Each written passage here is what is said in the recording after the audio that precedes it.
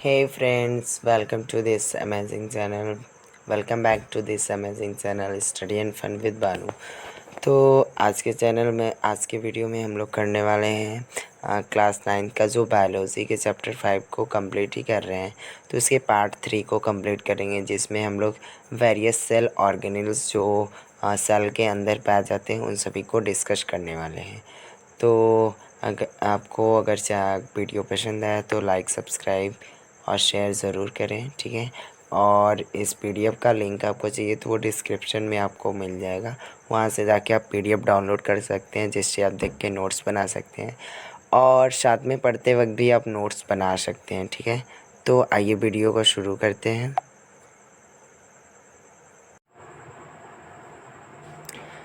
तो अब पढ़ना है सेल ऑर्गेनेल्स मतलब एंडोप्लाज्मिक। सबसे पहले पढ़ेंगे एंडोप्लाज्मिक रेक्टिकुलम के बारे में। तो आइए शुरू करते हैं। तो सबसे पहले पढ़ते हैं एंडोप्लाज्मिक रेक्टिकुलम है क्या। ओके, सो स्टार्ट करते हैं।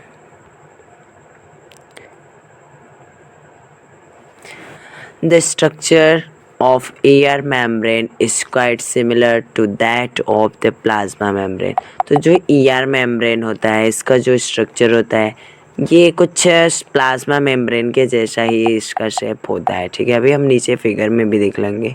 It has large network of structure made of membrane bound tubes and seeds. तो इसके अगर स्ट्रक्चर को देखें तो ये कैसा होता है, लार्ज नेटवर्क में पाया जाता है, जिसके स्ट्रक्चर होंगे मेम्ब्रेन बाउंड ट्यूब्स के होंगे और सीड्स के जैसे होंगे। अगर से इसके शेप को देखा जाए तो कुछ इस शेप में ऐसे होगा, फिर उसके साथ ऐसे ही शेप्स दिखेंगे हमें। वह नीचे हम सब देखते हैं। देखिए ये होता है एंडोप्लाज्मिक रेक्टिकुलम, ये जो शेप दिख रहा है ये स्मूथ भी होता है और रफ भी होता है। उसके बाद से बोला गया है it act as a channel for the transport of material between the cytoplasm and nucleus between the various regions in the cytoplasm. तो देखिए साइटोप्लाज्म के अंदर जो एक न्यूक्लियस है, न्यूक्लियस और उसके बाद से जो मटेरियल्स पाए जा रहे हैं साइटोप्लाज्म में, ये साइटोप्लाज्म के साथ जो भी है इधर न्यूक्लियस है, इन दोनों के बीच में जो ट्रांसपोर्टेशन होगा मटेरियल्स का इसी के द्वारा किया जाता है, ठीक है। ये रफ एंडोप्लाज्मिक रेक्टिकुलम का फिगर यहाँ पे दिया हुआ है। यहाँ पे इसके ऊपर राइबोसोम्स चिपके हुए होते हैं। उसके बाद से अगर देखा जाए तो स्मूथ रेक्टिकुलम इस तरीके का कुछ होता है, ये स्मूथ है और ये रफ है। ओके, नेक्स्ट ये हमारे सेल ऑर्गेनेल्स में अगर हम इसे देखें तो हमारे सेल ऑर्गेनेल्स के साथ देखिए यहाँ पे पाया जाता है हमारे न्यूक्लियस के ऊपर, ये टेस्ट होता है न्यूक्लियस के ऊपर। उसके बाद से यहाँ पे देखिए ये माइटोकॉन्ड्रिया, अभी आगे हम सब पढ़ेंगे, ठीक है। फिर पढ़ते हैं टाइप्स ऑफ एंडोप्लाज्मिक रेक्टिकुलम। तो एंडोप्लाज्मिक रेक्टिकुलम्स होते हैं, ये दो तरीके का होता है, एक रफ होता है और एक स्मूथ एंडोप्लाज्मिक रेक्टिकुलम होता है। ये कैसे, देखिए क्या होता है, जो it has ribosomes attached surface it appears rough. इसके ऊपर जो ये सरफेस था ना, सरफेस के ऊपर राइबोसोम्स क्या होते हैं, अटैच होते हैं, इनके ऊपर ऐसे चिपके हुए होते हैं, इसी वजह से इसे रफ दिखता है इसका फिगर। और राइबोसोम्स जो होते हैं they are the site for protein manufacture. तो राइबोसोम्स जो होता है, राइबोसोम्स यहाँ पे जो अटैच हैं, यहाँ पे प्रोटीन का मैन्युफैक्चरेशन होता है, ठीक है। तो प्रोटीन जो होता है वो यहीं पे बनता है, प्रोटीन का मैन्युफैक्चरेशन यहीं पे होता है राइबोसोम्स के बाद। फिर बोला गया है it does not have any ribosomes on it, इसके सरफेस पे राइबोसोम्स नहीं पाए जाते, इसी वजह से इसे स्मूथ रेक्टिकुलम बोलते हैं। उसके बाद से it helps in manufacturing of fat molecules और lipids important for the cell functioning.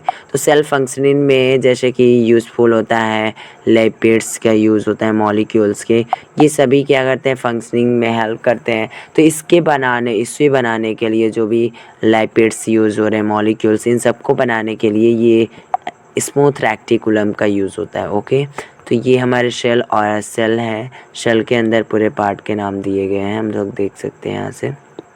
देखिए this is our total cell, okay. यहाँ पे rough endoplasmic reticulum, this is our nucleus, nuclear envelope, nuclear pore, this is air. उसके बाद से ribosomes इसके ऊपर attach हैं, ये पॉइंट जो भी दिख रहा है। उसके बाद से स्मूथ एंडोप्लाज्मिक रेक्टिकुलम, यहाँ पे फिगर है, ये स्मूथ है और ये इस एरिया के बोलेंगे हम लोग रफ फिगर, ठीक है।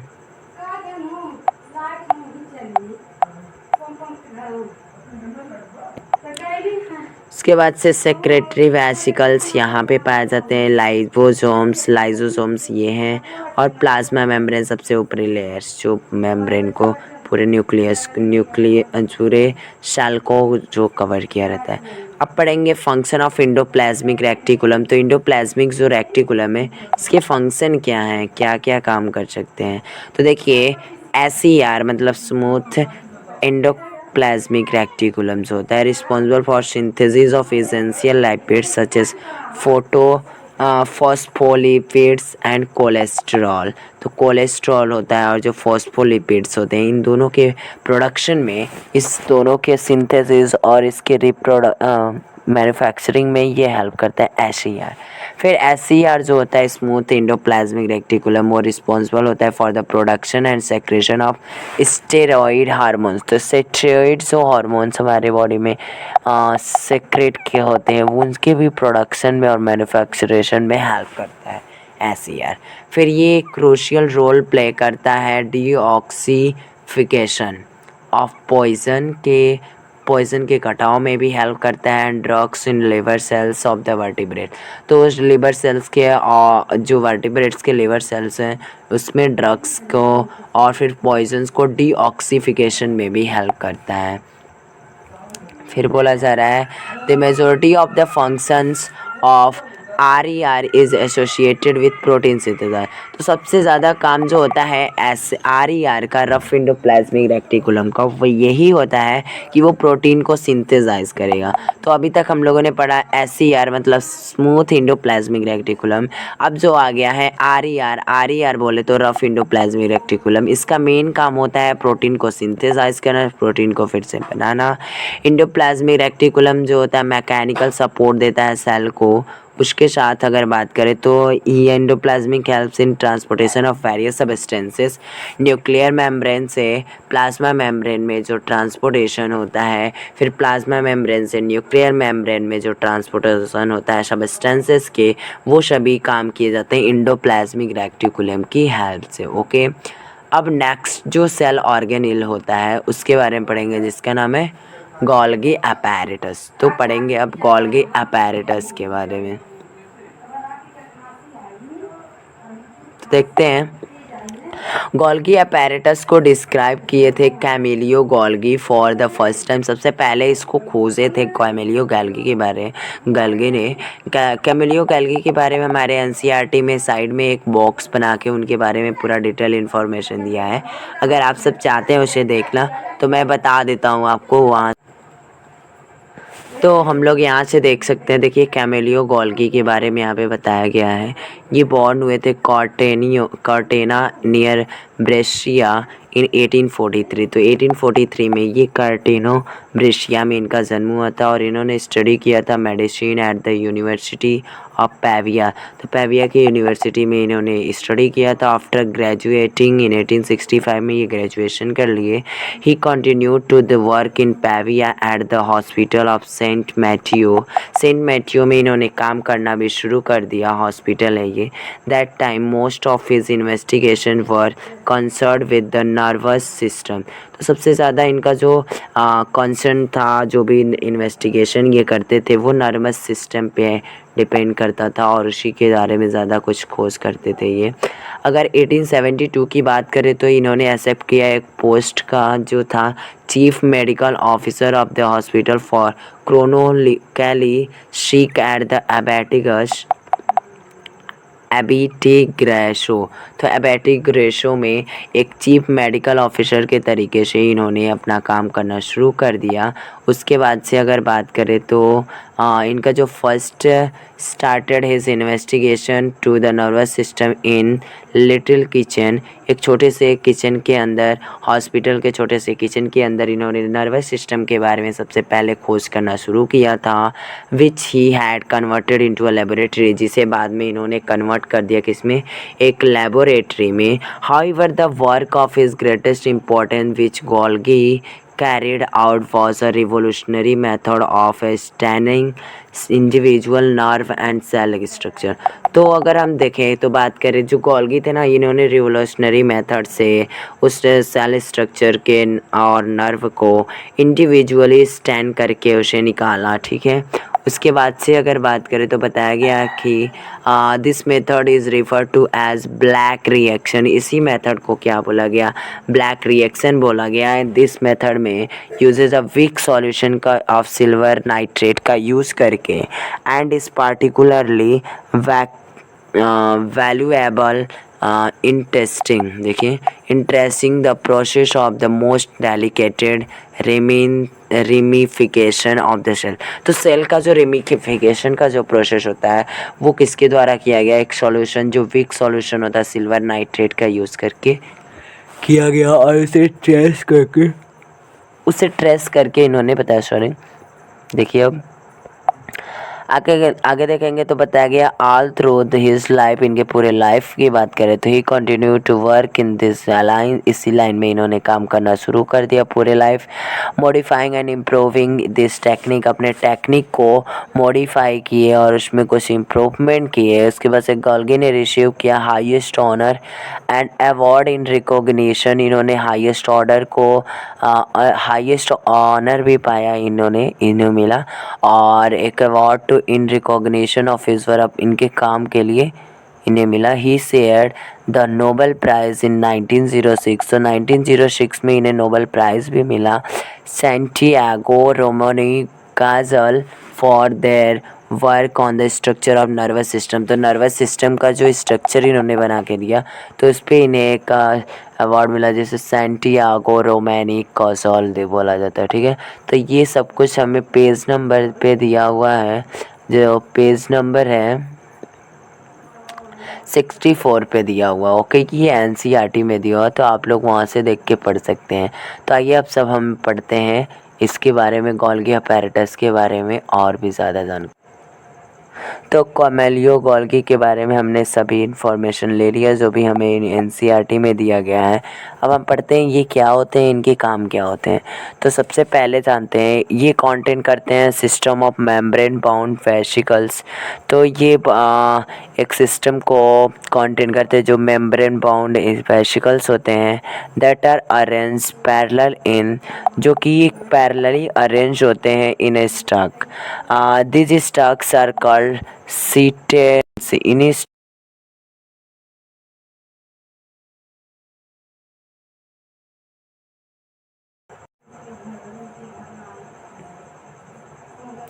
तो ये जो स्टक्स होते हैं इन्हें बोलते हैं cisterns. Sorry for the problem but थोड़े से हो गए थे।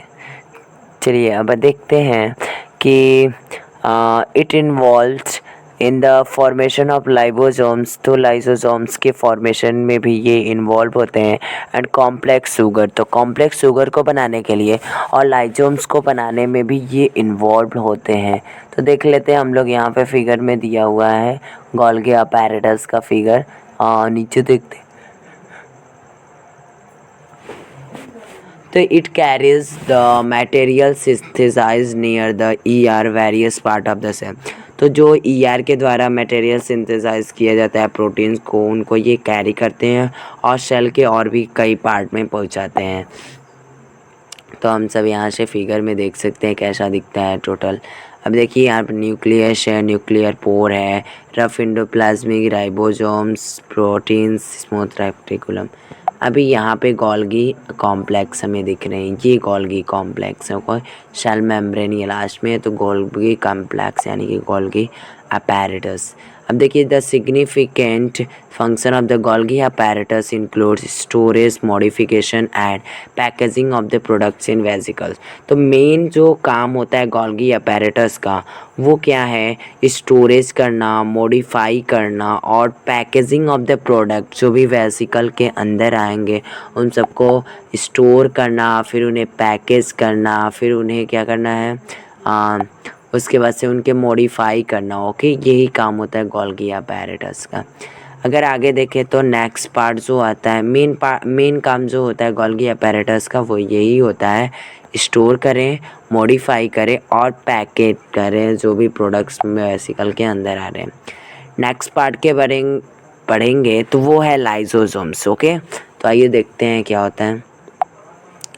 स्ट्रक्चर अगर इसका देखें तो एक सेक लाइक स्ट्रक्चर होता है फिल्ड विद डाइजेस्टिव एंजाइम्स के द्वारा, जो फिल होता है हाइड्रोलिटिक एंजाइम जिसे बोलते हैं। ठीक है, तो ये एक सैक होता है, सैक मतलब एक पैकेट समझ सकते हैं, जो कि भरा हुआ होता है हाइड्रोलिटिक एंजाइम्स के द्वारा। ठीक है, फिर आगे देखें तो दीज एंजाइम्स जो होते हैं ब्रेक कॉम्प्लेक्स मटेरियल को डाइजेस्ट करते हैं। पहले कॉम्प्लेक्स मटेरियल में ब्रेक होते हैं, उसके बाद से ये डाइजेस्ट कर लेते हैं इनको। ठीक है, अब देखा जाए जो ये एंजाइम्स होते हैं आर सिंथेसाइज बाय आर के द्वारा सिंथेसाइज किए जाते हैं और पैक किए जाते हैं गोल्गी बॉडी के बाद। तो गोल्गी apparatus के द्वारा उस चीज़ को पैक किया जाता है और सिंथेसाइज किया जाता है जो आर का मतलब रफ रेक्टिकुलम एंडोप्लाज्मिक रेक्टिकुलम। ठीक है, अब देखो sort of the waste disposal system of cell. तो जो सॉर्ट होता है ये क्या करता है, डिस्पोजल सिस्टम जो भी सेल के हैं वहाँ पे जो वेस्ट हो रहा है उससे भी सॉर्ट मतलब कम करता है। ठीक है, लाइसोसोम्स जो होते हैं हैज़ टिपिकल फीचर्स होते हैं इनके पास, जैसे कि when the cells get damage, जब भी सेल होगा वो डैमेज हो जाएगा तो लाइसोसोम्स क्या करेंगे, मोस्टली खुद को बस्ट कर लेंगे out and release enzymes digested their own cell. It is because the reason they are known as suicidal bags of the cell. तो देखिए इन्हें सुसाइड बैग भी बोलते हैं। क्यों?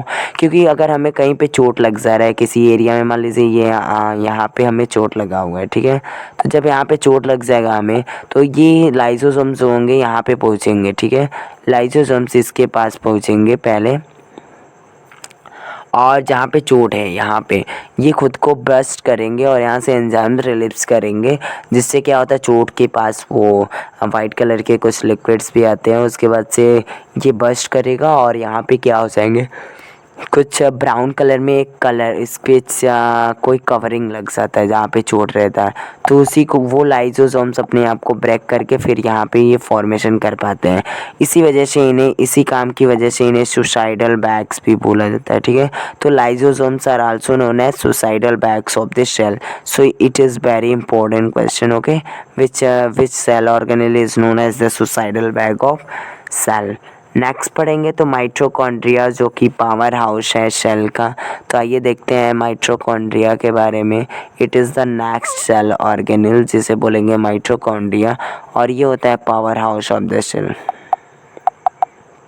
देखिए जो डबल मेम्ब्रेन बाउंड सेल्स होते हैं, सेल ऑर्गेनेल्स होते हैं, और शेप एंड साइज इनका ओवल होता है 0.5 UM तक। ठीक है,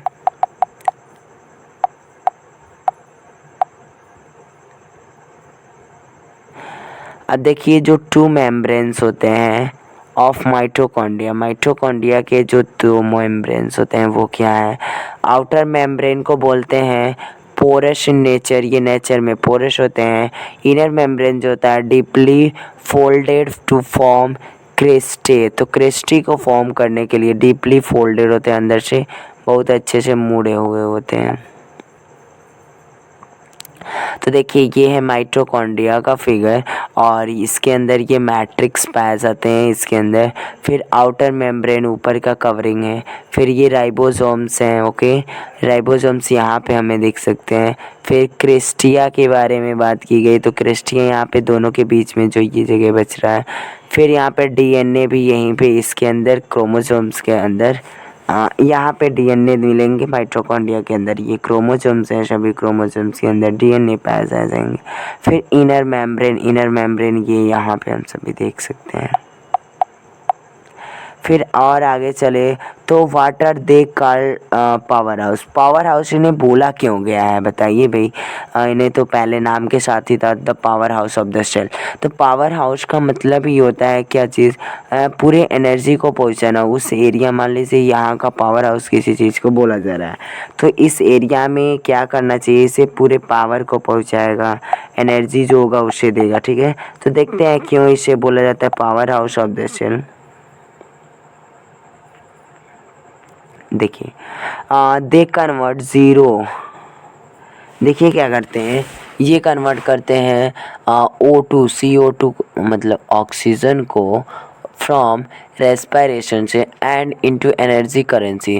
तो ये ऑक्सीजन को एनर्जी करेंसी में पहले चेंज करते हैं, जिसे ATP बोलते हैं। ATP का फुल फॉर्म होता है एडिनोसिन ट्राइफॉस्फेट। ठीक है, adenosine triphosphate. This energy is required by the cell to carry various activities. तो सेल और भी जो भी काम है उन्हें करने के लिए इन्हें इस एनर्जी की ज़रूरत पड़ती है। माइटोकॉन्ड्रिया जो होता है उनके पास खुद का एक DNA होता है, राइबोसोम्स होते हैं जो अनेबल करते हैं उनको खुद के प्रोटीन्स बनाने में, to make their own protein, खुद के प्रोटीन बनाने में हेल्प करते हैं। फंक्शन ऑफ द माइटोकॉन्ड्रिया देखें तो ये रेगुलेट करता है मेटाबॉलिक एक्टिविटीज़, जो भी सेल के अंदर केमिकली रिएक्शंस जो भी होते हैं उन सबको ये फॉर्म करता है। ठीक है, उसके बाद से बोले तो ये इन्वॉल्व होता है वेरियस सेलुलर एक्टिविटीज़ जो होते हैं, cellular differentiation, cell significance, cell signalling, उसके बाद से सेल सेंसेंस, उसके बाद से सेल सेंसेंस में भी हेल्प करता है, कंट्रोलिंग द सेल साइकिल को कंट्रोल करने में, and also in cell growth में भी हेल्प करता है माइटोकॉन्ड्रिया। उसके बाद से हेल्प करे तो help in maintaining N adequate concentration of calcium ions. जो कैल्शियम आयंस होते हैं उनके एडिक्वेट कॉन्सेंट्रेशन में भी हेल्प करता है। उसके बाद से कंपार्टमेंट ऑफ द सेल और सेल के अंदर कंपार्टमेंट भी बनाने में हेल्प करते हैं। ठीक है, नेक्स्ट पार्ट देखें तो प्लास्टिड है। उसके बाद से हमें पढ़ना होगा प्लास्टिड के बारे में, वैक्यूल्स। फिर नेक्स्ट हम देखेंगे similarities between animal cell and plant cell. तो वीडियो वैसे बड़ा हो जाता है, तो फिर इस वीडियो में बस हम इतना ही देखेंगे। नेक्स्ट वीडियो में हम पढ़ेंगे प्लास्टिड और वैक्यूल्स के बारे में। ठीक है, अगर आपको वीडियो अच्छा लगा हो तो अपने फ्रेंड्स के साथ ज़रूर शेयर करें। चैनल को अगर आपने सब्सक्राइब नहीं किया तो ज़रूर करें, बेल आइकन को दबाएं ताकि समय से आपको वीडियोस के नोटिफिकेशन मिलते रहें और आप समय से देख सकें। ठीक है, तो फिर नमस्कार, धन्यवाद।